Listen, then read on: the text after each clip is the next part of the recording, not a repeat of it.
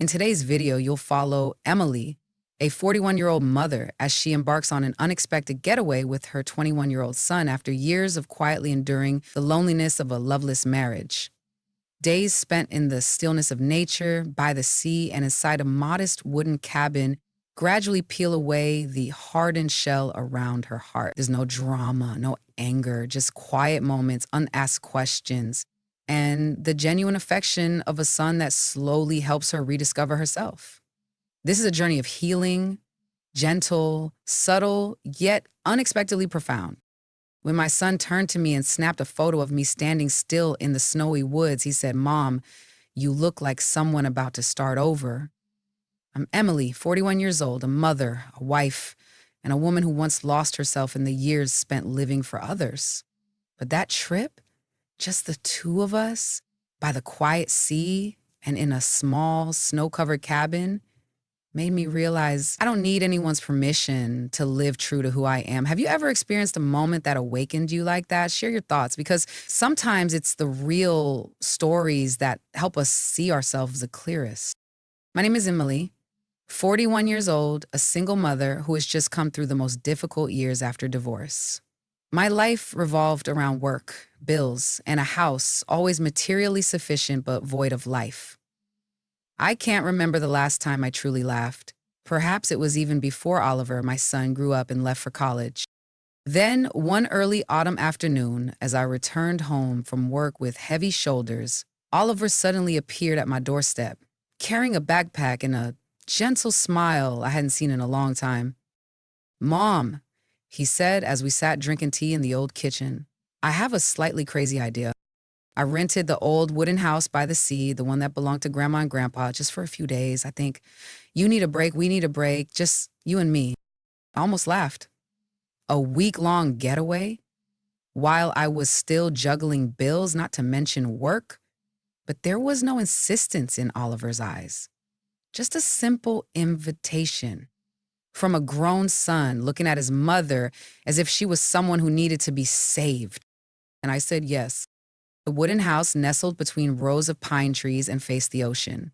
The early autumn wind blew wildly, carrying the scent of salt and the sound of waves. The old house remained the same, simple, a bit dusty, but strangely familiar. Oliver carefully unlocked the door, then gestured for me to step in first. In that moment, I felt as if I had stepped out of the cramped, noisy routine of daily life and into another world. One without phone calls or packed schedules. "We've got warm blankets, a mini gas stove, a few books, and a deck of Uno cards," Oliver said, eyes gleaming. "And you won't have to do a thing. I've got it all covered." I smiled, both touched and surprised. The little boy who once begged me to sing him to sleep was now unloading the trunk, swiftly arranging everything into this cozy little house. As the sunset settled, the two of us sat on the porch, warm teacups in hand, eyes toward the sea. Waves lapped gently at the sandy shore, and the last rays of sunlight streamed through the glass, casting a soft golden hue over my hair. I said nothing. I simply watched Oliver as he gazed into the distance, calm, but still holding on to a youthful light in his eyes. He didn't say much, but somehow Oliver's presence made me feel safe. That feeling I had forgotten for a long time. The first morning at the seaside cabin began with a familiar sound, the steady rhythm of waves and the gentle scent of hot coffee drifting through the slightly open window. I woke up slowly, unhurried, with no alarm, no emails. In that moment, I realized I couldn't remember the last time I woke up without feeling pressure or emptiness. Oliver was in the kitchen, his back to me, hair slightly tousled, wearing one of his father's old t-shirts. When I stepped in, he turned and smiled. "You're up? I made coffee just the way you like it. Less sugar, more milk, and stirred counterclockwise, of course." "I mean, what? Like, you still remember that?" "More than you think," he replied, handing me a warm mug. In the soft morning light of the wooden kitchen, I could clearly see the fine lines at the corners of my eyes reflected in his, traces of time I had almost forgotten I carried. After breakfast, we tidied up the cabin together. We dusted, rearranged old books, and opened the curtains to let sunlight flood the small room. Every action, no matter how small, made me feel as though I were reviving some forgotten part of myself. The part that once found joy in travel, in afternoons reading by the window, and in long, meandering conversations. That afternoon, we took a walk along the shore. The sea wasn't loud, just quiet waves brushing against the sand like the ancient whispers of time. The sand was cool beneath our feet, and the air was both crisp and tender, just like my heart, filled with many emotions, yet starting to let the light seep through. Oliver talked about life in the city, about friends, and about moments of feeling lost in a crowd despite smiling brightly.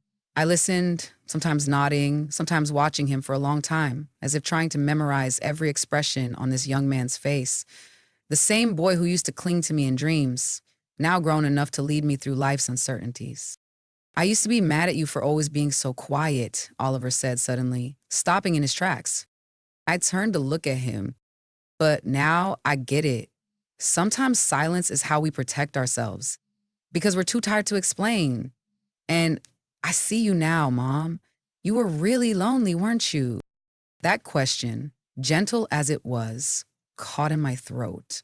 I nodded, my eyes following our footprints in the sand. Yes, I was very lonely, but not because no one was around. It was because I slowly lost myself without even noticing. Oliver didn't say anything more. He simply reached out and took my hand. Not as a child clutching a mother's hand, but as a friend, a companion. His hand was warm and firm, something I had forgotten I needed so badly. That night, we played a game of Uno under the soft yellow light. I kept losing, and Oliver laughed until he nearly fell over, like he'd become that teenage boy again. Mom, you're too easy to read, he teased. I pretended to pout, but inside, I felt light as air. Before bed, I stood by the window, looking out at the sea. The waves were still calm, the wind still blew, and I, a 41-year-old woman, no longer young, no longer full of glittering dreams, suddenly realized I could still begin again. I could still love and be loved in the simplest way possible, through genuine presence and a hand to hold when I need it. The next morning, the sky turned overcast. Gray clouds stretched out like a thick blanket draped across the sky, creating an oddly quiet atmosphere. I woke up to the sound of raindrops tapping softly on the wooden roof. Oliver had been up early, sitting out on the porch with a leather notebook open in front of him, a pen in hand, as if he were writing something deeply personal. I didn't disturb him. Silently, I made coffee and brought it out, placing it gently on the wooden table. He looked up and smiled. I'm writing a journal, don't laugh, just jotting down things I'm afraid I'll forget. I nodded gently. I used to do that all through college. And then I stopped when I became a wife, a mother. I replied, my voice as light as the clouds. At some point, the things I thought about just stopped feeling important. Oliver was silent. I saw in his eyes a familiar inner conflict. Part of him wanted to ask more. Part of him was afraid it would make me sad. Mom, he began, when you were my age, who did you want to become? I was caught off guard. I couldn't remember the last time someone had asked me that. Propping my chin on my hand, I looked out toward the distant sea. The silver-tipped waves gently lapped the shore, as if waiting for an honest answer. When I was your age, I loved writing, I said, my eyes blurring as a wave of memories rose to the surface. I wanted to study literature, study abroad, write novels. I once imagined hundreds of worlds.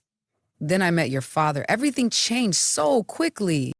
Oliver didn't interrupt. He let me continue as if he knew I was speaking this aloud for the first time in decades.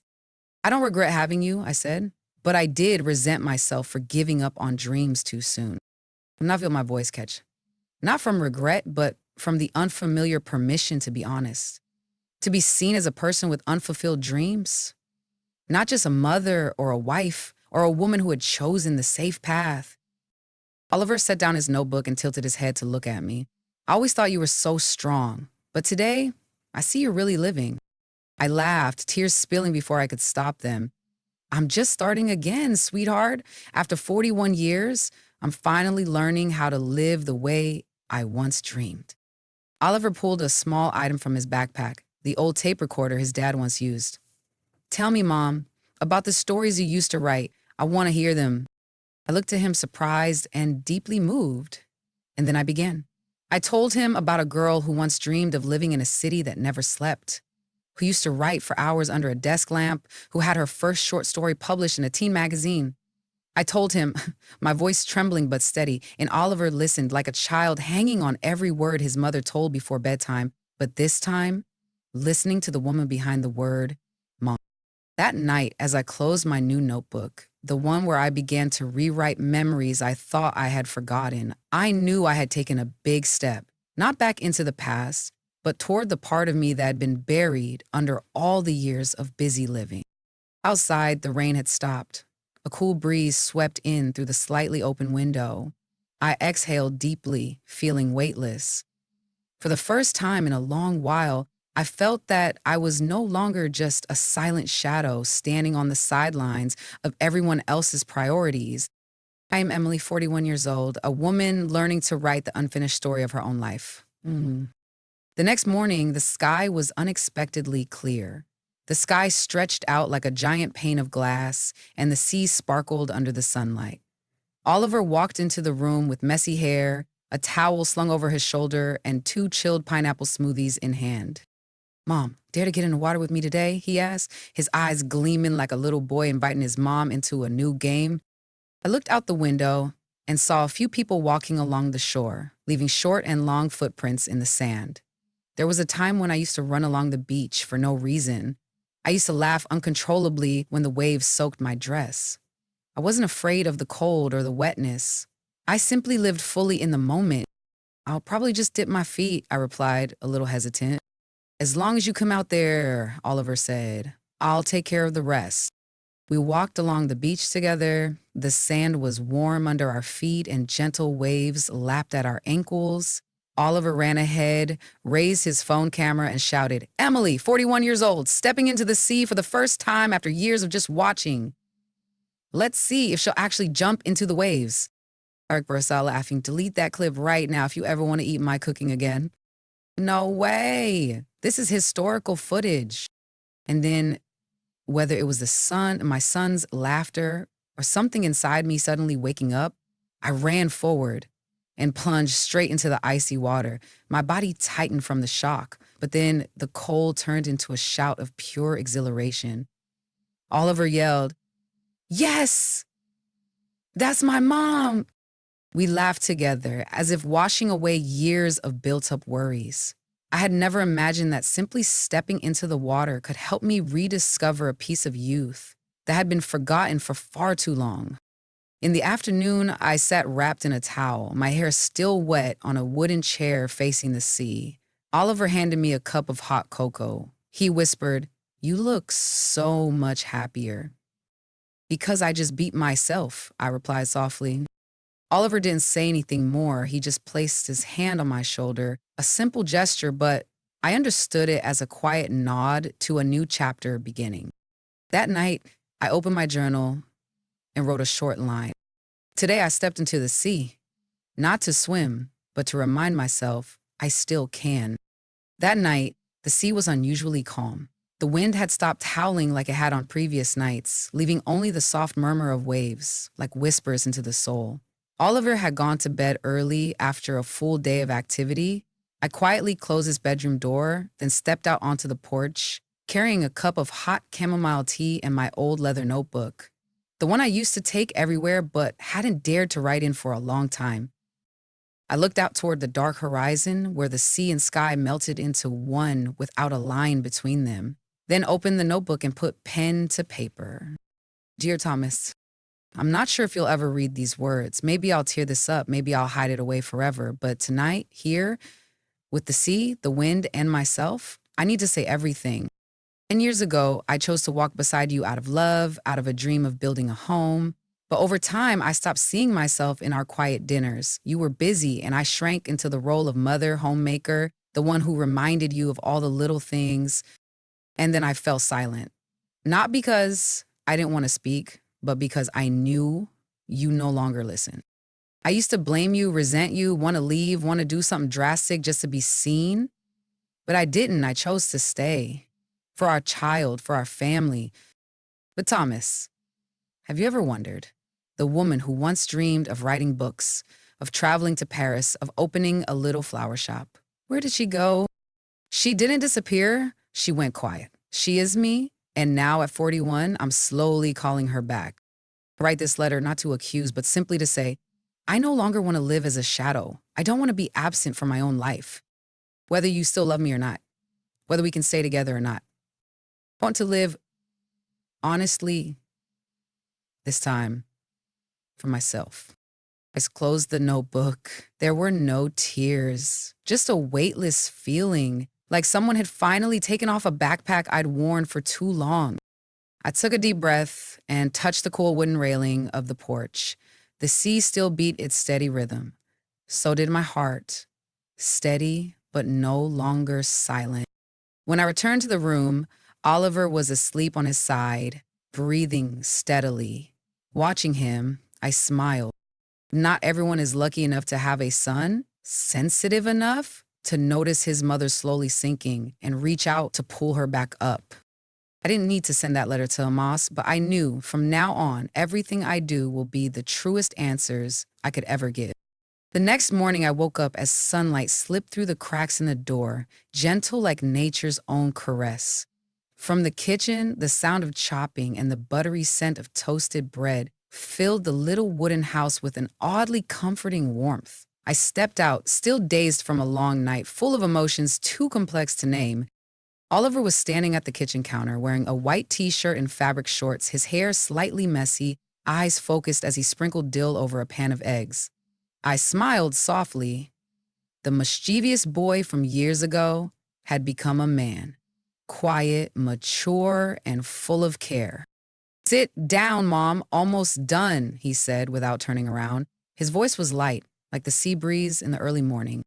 Plain, after a simple but delicious breakfast, Oliver invited me for a walk along the beach.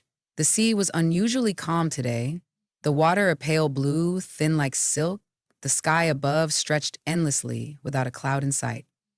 We walked without speaking, just listening to the sound of waves and our footsteps crunching softly against the damp sand. When we reached a rocky outcrop, Oliver stopped and pulled a small camera from his pocket. Stand there, Mom, right where the light hits you sideways. You look like someone about to take flight. I laughed, but followed his direction. Oliver raised the camera and silently took a shot. Done, he said, handing me the camera. I looked at the photo, then stood still. In the frame, me, wearing an earth-toned sweater, standing alone against the pale golden sand, the slanted sunlight making my hair look like it was glowing. My face slightly turned, eyes gazing out toward the distant sea. You look strong, Oliver said, still looking at me, like someone about to begin her own journey. And I turned to look at my son. My heart tightened. In his eyes, there wasn't just the tenderness of a child for his mother, but also recognition. The gaze of a grown man seeing a woman being reborn. Bliss. I held the camera, look at the photo again. No filters, no posing, just me. Real and alive. You took a beautiful shot, I said. Because you're beautiful, Oliver replied with a smile, then looked out toward the horizon. We both sat on a nearby rock. The waves gently splashed at our feet. Neither of us said another word, but I felt something very clearly. My son saw me. Not just as a mother, not just as a woman carrying sadness, but as a person coming back to life. That photo? I knew I would keep it safe as a reminder, as a silent message from Oliver. You can begin again. You deserve that. When we returned to the cabin, clouds had started to gather, but it didn't feel gloomy. It felt profound and full of hope. And inside me, a voice spoke softly but surely. I'm coming back, not to where I was, but back to myself. That night, the wind rose from the sea. Pine branches outside rustled as they brushed against each other, and the waves murmured like they were telling old stories. Inside the small cabin, the light from the fireplace cast soft, flickering shadows on the wall, like memories. I sat in the wool upholstered armchair holding a cup of tea that had already gone cold. Oliver was quietly tidying up the dishes in the kitchen as he always did. We had shared many beautiful moments throughout this trip, but now the air held a different kind of silence, dense, waiting. I looked out the window. The sky was deep black, not a single star in sight. Suddenly, I spoke, without looking at him. Oliver, if you were me, what would you do when your partner has turned away for so long that you forget who you used to be? The sound of running water stopped. I heard a chair being pulled out. Oliver sat down next to me, silent for a long moment. I think if I were you, I wouldn't go back to a place where I'm no longer truly seen, he said, softly but firmly. I'd go where I can be myself again. I turned to look at him. His eyes were clear and honest, so much so that they left me speechless. I used to be so afraid that Daniel would be angry, afraid the family would fall apart, afraid of judgment from others. But in this moment, in the quiet of night, beside the son who had grown up and now looked at me with deep understanding, I wasn't afraid anymore. Do you want me to go back to your father? I asked as a way of probing my son's thoughts. Oliver didn't answer right away. He lowered his head, then looked up and replied slowly. I want you to go back to yourself first. If you haven't found who you are again, then going back to anyone else won't mean anything. I said nothing more, just nodded gently and reached out to take his hand. That warm, steady hand, the hand that had helped lift me up, both literally and figuratively. We sat like that for a long time, not a word spoken, but some things don't need to be said to be understood. In the cabin, deep in the dark forest, the fire continued to crackle softly. And I, for the first time in years, felt weightless, as if I had just set down an old suitcase filled with weary hopes and drained illusions. I knew there was still a long road ahead, but at least I had made the first choice, a quiet yet unmistakable choice. I would not go back to being the silent wife. I would return to being Emily, the woman who knows who she is and knows what she deserves. The pale sunlight of our last morning filtered through the curtains, casting soft light onto my hands resting on the windowsill. The snow had begun to melt, revealing patches of withered grass and the uneven dirt path outside the cabin. The scent of freshly brewed coffee drifted through the air, familiar and achingly comforting. Oliver was packing in the bag. The atmosphere inside the cabin was quiet, but it no longer felt heavy. Instead, it carried a sense of peace, as if everything had been gently put back into place after a silent storm. Ali touched the photo Oliver had taken yesterday of me standing against the snowy sky, looking toward the horizon. He had sent it to me with the message, "You look like someone about to rewrite her story." I smiled. For the first time in a long while, I believed I could. The car rolled away from the pine forest, leaving behind the small wooden cabin. I glanced back through the rearview mirror. A part of me didn't want to leave, but I knew.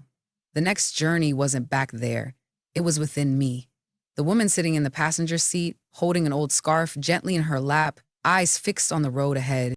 We drove for hours before the cell signal returned. My phone buzzed. A message from Thomas. "I'm back. Are you okay?"